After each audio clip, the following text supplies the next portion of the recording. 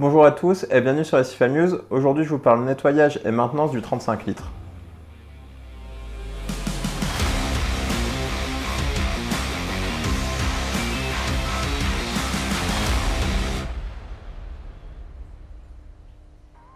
C'est une question qui revient souvent dans les commentaires YouTube.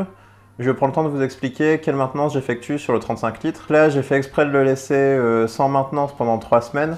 D'habitude, je passe un aimant régulièrement, donc le Toons Car Magnet Pico, qui est très adapté pour ce volume-là, qui nettoie très bien les vitres. Donc ça, je le fais autant que nécessaire.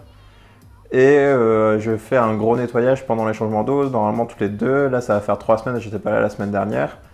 Donc voilà le résultat lorsque on ne maintient pas le bac pendant 3 semaines. Les principaux signes d'une maintenance qui est à faire sont des algues sur le sable. Donc ça dépend également des détritivores que vous avez. Les algues sur les vitres. Là, le skimmer de surface n'aspire plus beaucoup le film gras de surface, du coup il faut nettoyer l'éponge qui est dedans. Sinon les coraux vont bien, puisque là j'ai mesuré les nitrates et les phosphates, je suis à moins d'1 mg par litre de nitrate et les phosphates sont indétectables. Donc malgré un changement d'eau qui n'a pas été fait depuis 3 semaines, les paramètres sont bons alors que je nourris le poisson tous les 2-3 jours.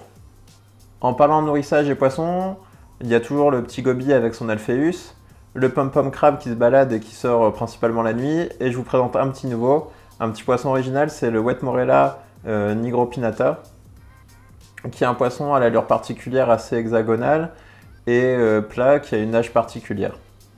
Passons maintenant au dur de l'entretien, qui commence par l'extinction de tous les appareils électriques avant de mettre les mains dans l'eau, ça c'est très important, à part l'éclairage que l'on garde pour la maintenance, puisqu'elle est bien suspendue, bien accroché et suffisamment en hauteur par rapport au niveau d'eau, mais débrancher le skimmer de surface et AIM, la pompe de brassage et le chauffage. Avant de changer l'eau, que j'ai déjà préparée, là j'ai préparé une dizaine de litres que je fais toutes les 2-3 semaines, je vais nettoyer les vitres, donc principalement avec le Car Magnet de Toons, et pour les parties les plus récalcitrantes, j'utilise une raclette à vitre avec une lame en inox tétra, et pour les ongles qui sont arrondis, soit une brosse à dents, soit un morceau de perlon. Pour éviter de mettre de l'eau partout, toujours utile un torchon à avoir à portée de main pour éviter de noyer à la fois le meuble et le sol. Une fois que les vitres sont nettoyées, je passe au lavage de la mousse de filtration qui est dans le skimmer. Donc là, il suffit de démonter le filtre qui est en 3 parties, prendre la mousse, la passer sous l'eau courante, bien la presser, la nettoyer, ça se fait en quelques secondes, et vous pouvez remplacer le tout. J'en profite également pour frotter la grille d'aspiration de la pompe, nettoyer le chauffage s'il est un peu encrouté de coralline, et également nettoyer les câbles pour l'aspect purement esthétique. Là j'ai un peu d'algues sur le sable car il est en plein soleil avec les beaux jours qui reviennent. J'en profite pour passer un léger coup sur les couches superficielles pour ne pas perturber les couches profondes où se logent la microfaune et les bactéries. Mais c'est juste un point de vue esthétique, sinon après le changement d'eau, je sais que les algues vont régresser dans les jours qui suivent. Donc voilà, en quelques dizaines de minutes, l'aquarium est propre.